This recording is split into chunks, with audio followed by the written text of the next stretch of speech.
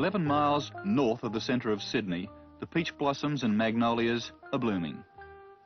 The people who live here have achieved the great Australian ideal. Their own home, brick and tile of course, lots of room for the kids to play, plenty of trees, perhaps a swimming pool in the back garden.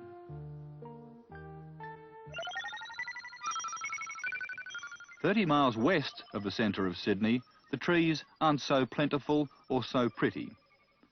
But the people who live here have also gone a long way toward achieving the great Australian dream. Here the houses are fibro and weatherboard rather than brick and tile, and here the swimming pools aren't so numerous or so fancy.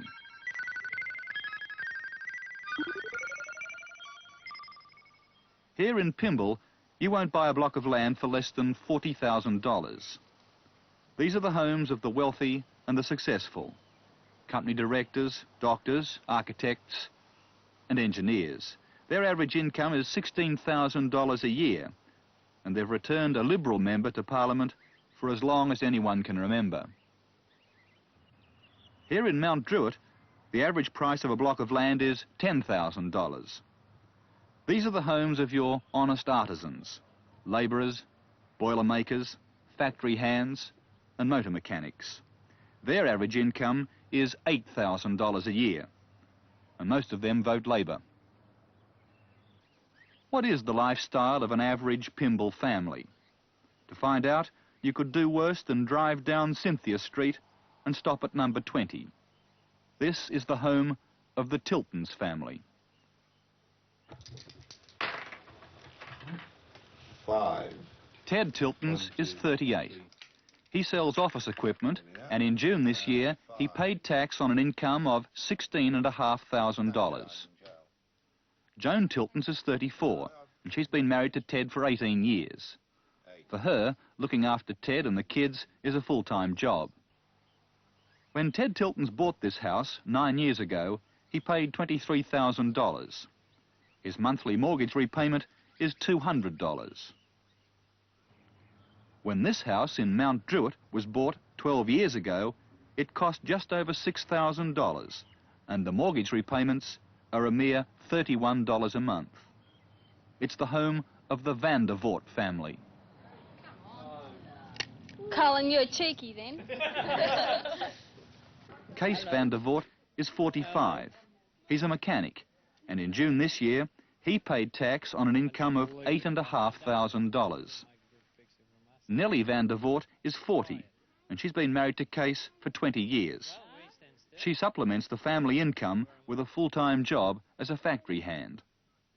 Joanne Van der Voort is 19 and about to become a nurse. Connie is 17 and works at a nearby news agency. Tony is 14, Adrian 13, Colin 10, and Christopher 8. They're all full-time school pupils, and in case you weren't counting, that's a family of 6 children. What class would you put yourself in? Well, that's a different question to answer. I would say middle class. Upper middle class? Lower yes, middle class? I would say upper middle class. I have a good standard of living. I enjoy life. I don't need many more material things.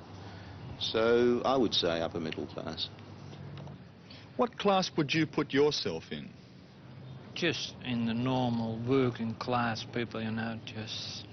No, I don't think I feel, you know, any different between any other body, you know. I'd be probably a little bit better off than the average labor, but I won't be much, you know. Most middle-class families are far more concerned about their children's education than the working class. For a lot of middle-class families, that means the kids have to go to private schools. But that's not so for the Tiltons family. I could not see much difference between a state school and a private school when my 3 boys had to go to high school. And I'm rather pleased that I didn't send them to private school, because the state schools now provide, in my opinion, as good an education, if not better, than any private school could. 4 of Kees van der Voort's 6 children are still at school. The youngest 2, Colin and Christopher, go to a nearby Catholic primary school. It may be that it's not as well equipped as a state school, or that its academic standards aren't as high. But for Kees, those aren't the important considerations.